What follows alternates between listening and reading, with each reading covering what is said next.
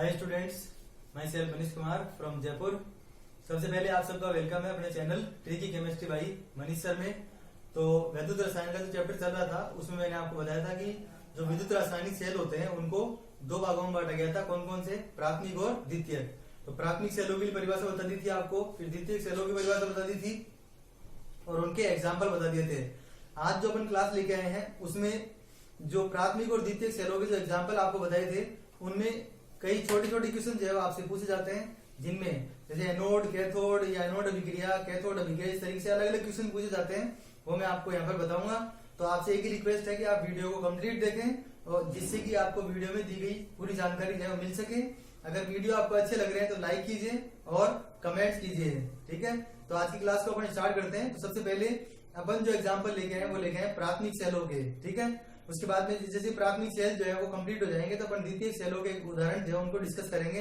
तो प्राथमिक सेलों को मैंने क्या बताया था आपको, वे सेल जो रासायनिक ऊर्जा को विद्युत ऊर्जा में तो बदलते हैं लेकिन विद्युत ऊर्जा वापस रासायनिक ऊर्जा में नहीं बदलती है।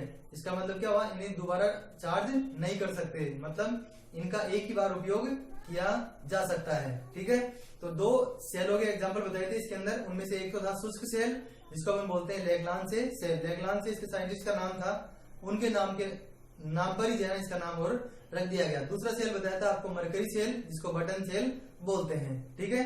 तो मैं बता रहा हूँ सबसे पहले शुष्क सेल जो है उसकी बनावट क्या होती है, उसमें किस तरीके से रिएक्शन होती है, उसका विभव क्या होगा, किसमें वो काम में लिया जाता है, ठीक है। तो देखिए शुष्क सेल जो है उसमें एनोड जो होता है, एनोड यही क्वेश्चन पूछेंगे आपसे जो टॉपिक लिखे हुए हैं इनमें से कोई सा क्वेश्चन पूछ लेते हैं, ठीक है। तो एनोड जो है ना, एनोड वो बना होता है जिंक का पात्र का, मतलब जिंक का पात्र होता है इसके अंदर एक जो किसका कार्य करता है, एनोड का कार्य करता है। इसी तरीके से ग्रेफाइट की एक छड़ लगी होती है, ग्रेफाइट का मतलब कार्बन की एक छड़ लगी होती है जो किसकी तरह कार्य करती है, कैथोड की तरह कार्य करती है। और उसी के अंदर MnO2 जो है वो वहां पर मैग्नीज डाइऑक्साइड भरा होता है, ठीक है। तीसरी जो चीज अपन काम में लेते हैं वो होता है विद्युत अवगट्टे। विद्युत अवगट्टे में ZnCl2 और NH4Cl। नम का मतलब हुआ कि मतलब एक तरह से जिसके अंदर जो है पानी उपस्थित हो, मतलब गीला हो एक तरह से, तो नम। और NH4Cl जो है उसका पेस्ट यहाँ पर भरा होता है। पेस्ट का मतलब होता है कि जैसे अर्ध ठोस होना, मतलब न तो द्रव और ना ही ठोस, ठीक है। उसके बाद में एनोड की अभिक्रिया देखो, एनोड पे कौन था, जिंक, और जिंक को अपन यहाँ पे लिख दिया, 2 इलेक्ट्रॉन इसने दिए और Zn2+ में चेंज हो गया। बिल्कुल सिंपल चीज की रिएक्शन हो गई। कैथोड की रिएक्शन है उसके दो अपने पास तरीके हैं। एक तरीका तो ये है कि अपन जो MnO2 था, ये वाला MnO2 इसके अंदर से NH4+ के साथ रिएक्शन करके क्या बना दे, MnOOH और NH3। लेकिन इस क्रिया में इलेक्ट्रॉन जो है वो केवल एक ही काम में आता है, इसलिए आप रिएक्शन जो है वो ये याद रखो। मैंने चैप्टर के शुरू में बताया था एनोड पर त्यागे गए सभी इलेक्ट्रॉन कैथोड पर ग्रहण किए जाने चाहिए। एनोड पर त्यागे गए सभी इलेक्ट्रॉन कैथोड पर ग्रहण किए जाने चाहिए। इसलिए देखो 2 इलेक्ट्रॉन के लिए अपन ने इसको क्या कर दिया, डबल कर दिया। डबल करने पर MnO to NH3 और H2O बना। ये सिंगल इलेक्ट्रॉन की बेसिस पे आपके पास रिएक्शन ये दे रखी है, इसका मतलब होता है क्षारीय मैग्नस ऑक्साइड। OH का मतलब क्षार हो गया और क्षारीय मैग्नस ऑक्साइड। फिर उसके बाद में देखो ये जो संपूर्ण अभिक्रिया है ना, ये आपसे एग्जाम में पूछ सकते हैं। इसके लिए क्या करना है, देखो आपकी जो एनोड और कैथोड की अभिक्रिया है उनका आपको ध्यान रखना है। समग्र अभिक्रिया, संपूर्ण अभिक्रिया को याद नहीं करना है। ध्यान से सुनिए, समग्र अभिक्रिया को आपको याद नहीं करना, एनोड और कैथोड की अभिक्रिया को आपको याद करना है। बस उसमें क्या करना है आपको, उसमें जो चीज कैंसिल हो रही है उसको कैंसिल कर दो और जो बचा है उसको आप लिख दो। तो देखिए यहाँ पर इस अभिक्रिया में जिंक, इसमें कहीं पे भी नहीं है, 2 इलेक्ट्रॉन से 2 इलेक्ट्रॉन कैंसिल हो रहा है बस, ठीक है। उसके अलावा इसमें बचा Zn, तो ये आ गया Zn। इसमें बचा MnO2, ये MnO2, 2NH4+, 2NH4+। इसमें क्या बचा, Zn2+, इसमें MnO, 2NH3, 2NH3 और H2O, ठीक है। तो आपको केवल कैथोड और एनोड की अभिक्रिया याद रखनी थी, उसके आधार पर अपन समग्र अभिक्रिया को बना सकते हैं।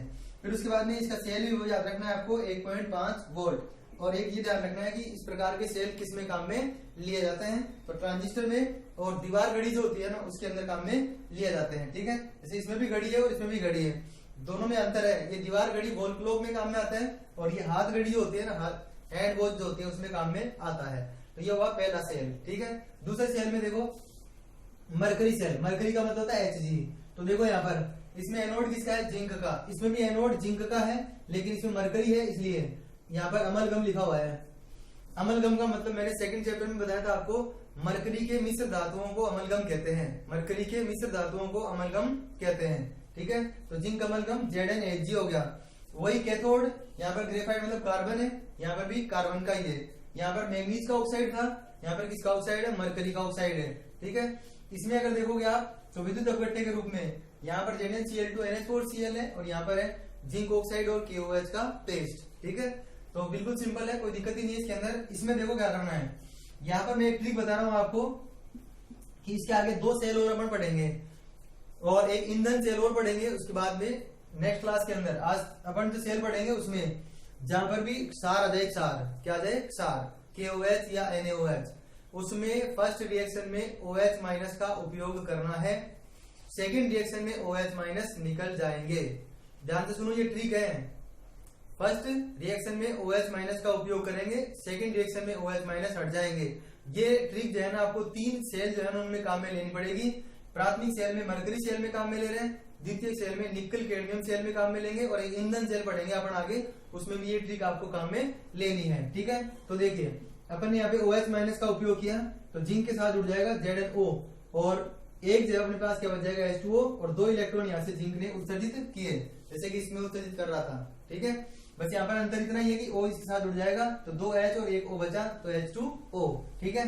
अभी मैंने क्या बताया था कि पहली रिएक्शन में OH माइनस का उपयोग होगा, दूसरी रिएक्शन में OH माइनस हटेंगे, ठीक है। उसके लिए अपन रिएक्शन किसे करवा देंगे, इसकी H2O से। HGO कहां से लिया अपन ने, यहाँ से लिया। जैसे इसके अंदर MnO2 को लिया था यहाँ पर इस जगह पर, वैसे यहाँ पर किसको ले लिया अपन ने, HgO को ले लिया। तो यहाँ पर Hg बन गया और 2 OH माइनस। जैसे कि मैंने आपको बताया था कि समग्र अभिक्रिया कैसे लिखते हैं, संपूर्ण अभिक्रिया कैसे लिखते हैं, तो देखो इलेक्ट्रॉन से इलेक्ट्रॉन कैंसिल कर दो, H2O से H2O, OH माइनस से OH माइनस। तो यहाँ पर आपको देखने में नजर आया कि केवल इलेक्ट्रॉन कैंसिल नहीं होते हैं, ना ही केवल जो है H2O कैंसिल होगा। कोई फिक्स चीज नहीं है यहाँ पर, कोई भी चीज यहाँ पर कैंसिल हो सकती है, ठीक है। तो कैंसिल हुआ तो यहाँ पर बचा ZnHg, ये आ गया ZnHg, ऐसे ही HgO HgO, इधर ZnO तो ZnO Hg और Hg, ठीक है। इसी तरीके से सेल विभव देखेंगे तो इससे है ना थोड़ा सा सेल विभव जो है उसका क्या होता है, कम होता है, 1.35 होता है। स्वर्ण यंत्रों में, घड़ियों में, कैलकुलेटर में इसका उपयोग किया जाता है, ठीक है। इसमें एक इंपॉर्टेंट क्वेश्चन है, आप नोट कर लीजिए। मरकरी सेल में सेल विभव स्थिर रहता है, ये क्वेश्चन पूछ सकते हैं आपसे कि मरकरी जो सेल होता है उसमें सेल विभव स्थिर क्यों रहता है। उसका कारण सुनिए आप। उसका कारण है क्योंकि इस सेल में समग्र अभिक्रिया में, संपूर्ण अभिक्रिया में, ठीक है, समग्र अभिक्रिया में कोई भी आयन उपस्थित नहीं होता। देखो इसके अंदर कोई भी आयन नहीं है, ठीक है। लेकिन इसमें देखोगे ना, इसमें तो आयन उपस्थित है।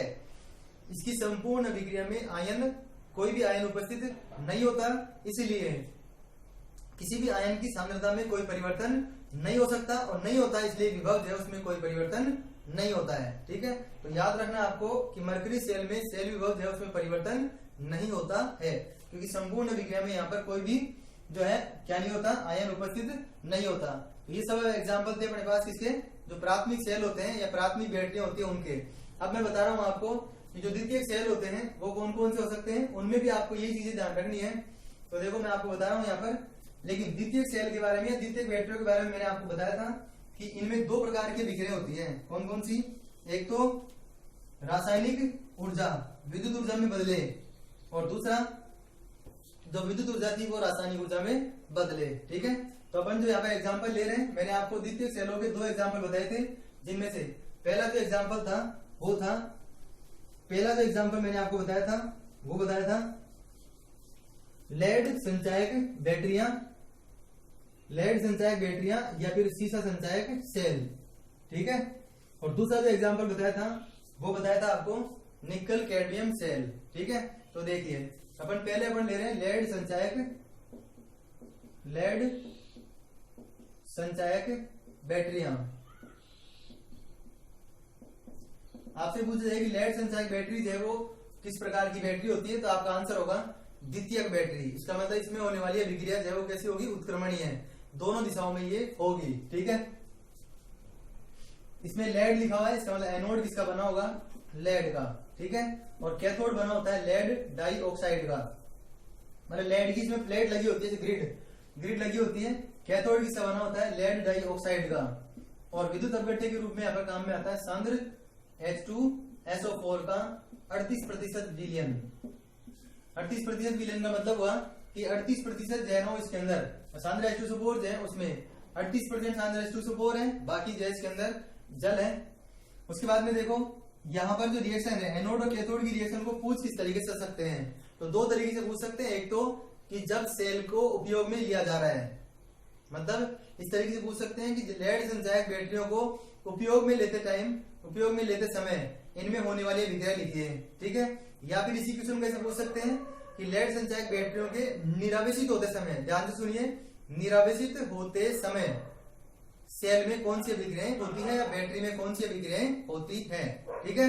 तो इसके लिए देखो करना क्या है, आपको हमेशा ध्यान रखना कि जब हम उपयोग कर रहे हैं, उपयोग इसका मतलब रासायनिक ऊर्जा विद्युत ऊर्जा में बदल रही है, मतलब जब उपयोग कर रहे हैं तो उनमें जो रसायन थे वो क्या उत्पन्न कर रहे हैं, विद्युत उत्पन्न कर रहे हैं, जिससे उपकरण जो है वो क्या होने लग जाता है, चलने लग जाता है, ठीक है। तो देखो यहाँ पर जो लेड था वो कहाँ पे आ जाएगा, एनोड पर। तो एनोड जो उसके ऊपर लेड SO4 माइनस कहां से आए, इसमें से, इसके साथ रिएक्शन करके किसमें बदल जाएगा, PbSO4 में, और कितने इलेक्ट्रॉन देगा, 2 इलेक्ट्रॉन, ठीक है। ये अपने पास अभिक्रिया किसकी हो गई, एनोड की। ऐसे ही कैथोड की अभिक्रिया देखो, कैथोड में कौन है, PbO2, ये भी रिएक्शन करेगा किससे, SO4 2 माइनस से, लेकिन 2 SO4 2 माइनस है तो हाइड्रोजन कितने हो जाएंगे यहाँ पर, 4। कितने हाइड्रोजन हो जाएंगे, 4। मैंने बताया था भी एनोड पर त्यागे गए सभी इलेक्ट्रॉनों को ग्रहण करना होता है, तो ये इलेक्ट्रॉन जो उनको ग्रहण कर लेंगे, ये Pb जो है वो SO4 के साथ जुड़कर फिर से क्या बना देगा, PbSO4, और बाकी जो है ना अपने पास क्या बन जाएगा, 2H2O। 4 हाइड्रोजन यहाँ पर है और 2 ऑक्सीजन यहाँ पर है, तो 2H2O इस तरीके से बन जाएगा, ठीक है। यहाँ पर समग्र या संपूर्ण अभिक्रिया को दूसरे नाम से पूछ सकते हैं, ये जो रिएक्शन होगी उसको बोलेंगे डिस्चार्जिंग रिएक्शन। क्या बोलेंगे, डिस्चार्जिंग रिएक्शन। वैसे इसके लिए डिस्चार्जिंग नहीं पूछ सकते, लेकिन चार्जिंग अभिक्रिया पूछ सकते हैं आपसे, तो इसका ध्यान रखना आपको कि कौन सी रिएक्शन है, डिस्चार्जिंग। 2 इलेक्ट्रॉन से 2 इलेक्ट्रॉन कैंसिल हो रहे हैं और कुछ भी कैंसिल इसके अंदर नहीं हो रहा, तो आपके पास जो आंसर आ जाएगा वो क्या आ जाएगा, Pb प्लस PbO2।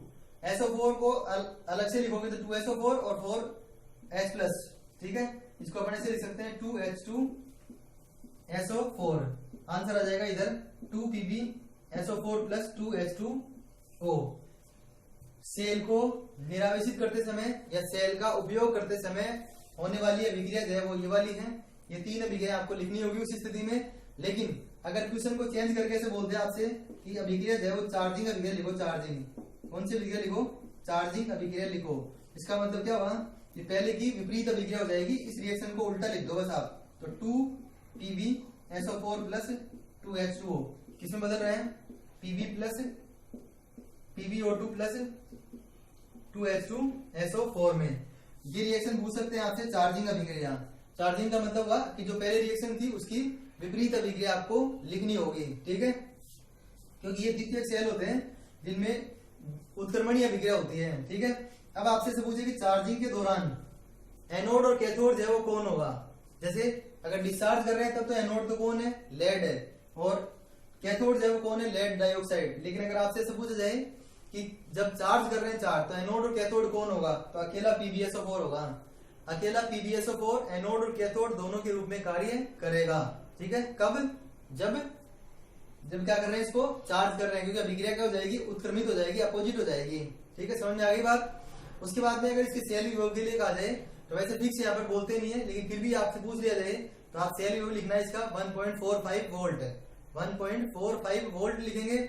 उपयोग पूछेंगे आपसे इसका कि किसमें उपयोग इसका किया जाता है, तो जो वाहन होते हैं, वाहन उनके रेडिएटर, वाहनों में या रेडिएटरों में जो है ना इनका उपयोग किया जाता है, लेड संचायक बैटरियों का उपयोग उनमें किया जाता है, ठीक है। तो मेरे पॉइंट ऑफ व्यू से आप देखोगे तो द्वितीयक सेल जो है आपके लिए ज्यादा इंपॉर्टेंट है। जैसे 2020 के अंदर राजस्थान बोर्ड के पेपर में जो निकल कैडमियम सेल था उसके बारे में पूछा गया था, ठीक है। तो ये आपको समझ में आ गया होगा कि लेड संचायक बैटरियां जो है वो कौन सी होती हैं। अब अपने एक अंतिम जो सेल अपने पास बचा है जिसको अपन बोलते हैं निकल कैडमियम सेल।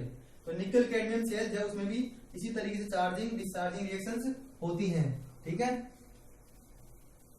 तो निकल कैडमियम जो सेल है उसमें देखते हैं एनोड और कैथोड कौन होगा। तो देखो विद्युत रासायनिक श्रेणी में मैंने आपको बताया था कि कैडमियम जो है, कैडमियम उसकी क्रियाशीलता उसकी जो क्रियाशीलता है वो निकल से ज्यादा होती है। ठीक है, देखो मैं इसको बोल तो रहा हूँ निकल कैडमियम सेल, लेकिन मैंने जानबूझ के इस वजह से लिख दिया है कैडमियम निकल सेल। आपको याद इसी तरीके से रखना है, एग्जाम में चाहे निकल कैडमियम सेल के नाम से आ जाए, इस तरीके से याद रखोगे तो आपका बेनिफिट होगा। वो बेनिफिट क्या होगा, कैडमियम को आप यहाँ पे लिख दो तो यहाँ पर तो आ जाएगा कैडमियम, और यहाँ पर आएगा निकल, और निकल आएगा NiO2 के रूप में, किसके रूप में, NiO2 के रूप में। और यहाँ पर जो ग्रेफाइट है उसकी छड़ यहाँ पे भी लगी होती है। तो आपसे पूछा जाए कि कैथोड के रूप में कौन काम में लिया जाता है, तो NiO2, और एनोड के रूप में कैडमियम की छड़। विद्युत अपघट्य के रूप में यहाँ पे काम में आता है KOH। अभी थोड़ी देर पहले मैंने आपको बताया था कि जिस भी अभिक्रिया में KOH या NaOH विद्युत अपघट्य के रूप में काम में आता है, उसमें फर्स्ट रिएक्शन जो है, फर्स्ट रिएक्शन उसमें OH माइनस का उपयोग होता है। तो यहाँ पर जो आंसर आएगा वो आएगा CdOH का होल ट्वाइस प्लस 2 इलेक्ट्रॉन। कुछ बुक्स में है ना इसको ऐसे भी लिखा हुआ है CdO प्लस H2O। तो आप कंफ्यूज नहीं हो, दोनों बात एक ही है, कोई दिक्कत नहीं है। कैडमियम का हाइड्रोक्साइड जो है वो स्टेबल होता है, बन सकता है, जिंक का नहीं बन सकता था, इसलिए उसको ZnO प्लस H2O के रूप में लिखा था। इन दोनों में से कोई दिक्कत नहीं है।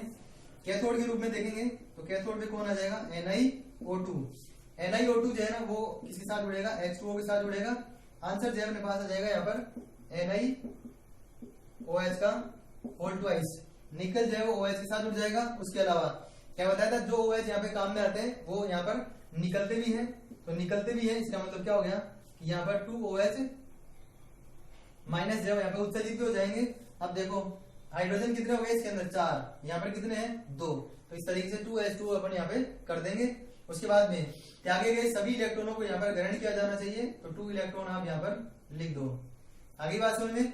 फिर समग्र अभिक्रिया के लिए बोले, अगर संपूर्ण अभिक्रिया के लिए कहा जाए इसकी कि पूर्ण अभिक्रिया कौन सी होगी, समग्र या फिर डिस्चार्जिंग अभिक्रिया पूछेंगे आपसे, तो कौन कौन घट रहा है, 2OH माइनस से 2OH माइनस। यहाँ पर अगर देखोगे आप इस रिएक्शन के अनुसार तो 2 इलेक्ट्रॉन से 2 इलेक्ट्रॉन, बाकी जो चीज बच गई उसको लिख दो आप।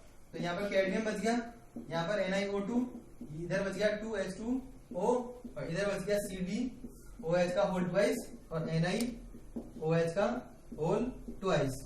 ठीक है, तो इस तरीके से अपन ने देखा कि जो निकल कैडमियम सेल है उसमें कौन सी अभिक्रिया हो सकती है।